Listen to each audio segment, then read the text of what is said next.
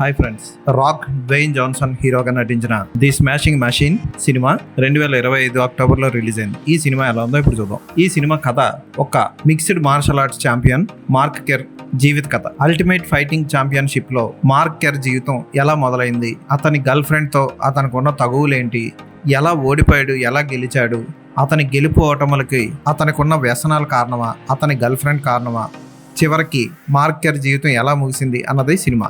ఈ సినిమాకి బెన్నీ సబ్ది దర్శకత్వం వహించారు. ఈ సినిమా గెలుపొందిన వ్యక్తి జీవితం ఆధారంగా తీసిన సినిమా కాదు, గెలుపు ఓటములు రెండు ఉన్న జీవితం ఆధారంగా తీసిన సినిమా. అవును, మార్క్ కెర్ జీవితంలో రెండు ఉన్నాయి. అలాగే రింగ్ లోనే కాదు, జీవితంలో అతని గెలుపు ఓటముల గురించి ఈ సినిమాలో ఎక్కువగా డిస్కస్ చేశారు. అందుకే మనకి ఈ సినిమా చూస్తున్నంతసేపు ఒక పాత డాక్యుమెంటరీ చూసిన ఫీలింగ్ కలుగుతుంది. A24 సంస్థ వెరైటీ సినిమాలు తీయడంలో ముందుంటుంది. అలాంటి సినిమాయే ఇది కూడా. ఇది కొంచెం స్లోగా సాగిన మార్క్ కెర్ జీవితంలో లోతుల్ని స్పృశించిన సినిమాగా నిలిచిపోతుంది. అల్టిమేట్ ఫైటింగ్ ఛాంపియన్షిప్ ఆద్యుడు మార్క్ కెర్, అతని కోచ్ తో అతనికి సంబంధం, అతని బాక్సింగ్ ఫ్రెండ్, అతనికి డ్రగ్ ఓవర్డోస్ అయి హాస్పిటల్లో చేరినప్పుడు ఫ్రెండ్ ఓదార్చే సన్నివేశం చాలా న్యాచురల్ గా పిక్చరైజ్ చేశారు. ఈ సినిమా మొత్తానికి డ్వేన్ జాన్సన్ కి చేసిన మేకప్ హైలైట్ అని చెప్పాలి. అసలు 22 ప్రాస్థెటిక్ సెటప్స్ తో మేకప్ చేశారంటే మీకే ఆశ్చర్యం వేస్తుంది.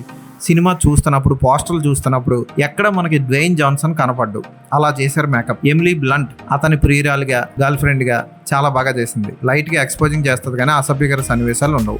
ఆమెకి ఒక ఇష్యూ ఉంటుంది కెరీర్ లో. అలాగే అతని ఫ్రెండ్ పాత్రలో నటించిన వ్యక్తి కూడా ఆకట్టుకున్నాడు. ఇంతకు మించి చెప్పుకోదగ్గ పాత్రలు ఏమీ ఉండవు. అలాగే సీన్లు కూడా ఉండవు. ఎక్కువగా ఈ 3 పాత్రలు చుట్టే సీన్లు తిరుగుతూ ఉంటాయి. ఫోటోగ్రఫీ బాగుంటుంది. బాక్సింగ్ రింగ్ లో జరిగిన ఫైట్స్ చాలా న్యాచురల్ గా ఉంటాయి. ఎక్కడ కూడా సినిమా కోసం సినిమాటిక్ గా తీయలేదు. దానివల్ల పెద్దగా ఇంపాక్ట్ ఉండవు. న్యాచురల్ ఫైట్స్ చూసిన ఫీలింగ్ కలుగుతుంది అంతే. వైలెన్స్ చాలా తక్కువ ఉంటుంది. ఓ వైపు ఫ్రెండ్ ఛాంపియన్షిప్ లో గెలిస్తే హీరో గెడ్డానికి కుట్లు వేయించుకుంటూ ఉంటాడు. ఇలాంటివన్నీ క్లైమాక్స్ లో జరుగుతాయి. డ్వేన్ జాన్సన్ ఆ పాత్రకు ఊపిరి పోసాడు. ప్రాస్థెటిక్ ఎఫెక్ట్స్ తో కూడా చాలా చక్కగా ఎక్స్ప్రెషన్స్ పలికించాడు. బాధని ఎక్స్ప్రెస్ చేయడం కానీ, సంతోషాన్ని కానీ, కోపం కానీ అన్నీ చాలా అద్భుతంగా యాక్ట్ చేసి చూపించాడు.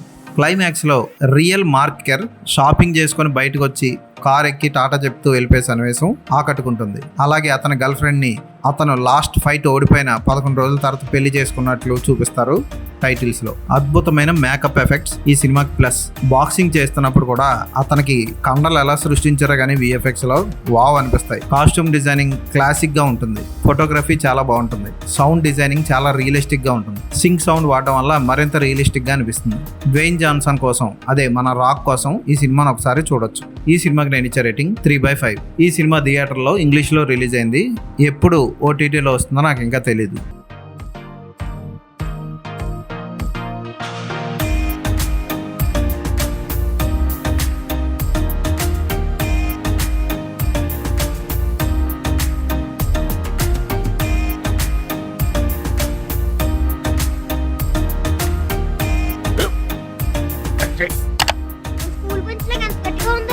కొట్రా, కొట్టు, పర్లేదు, కొట్టు.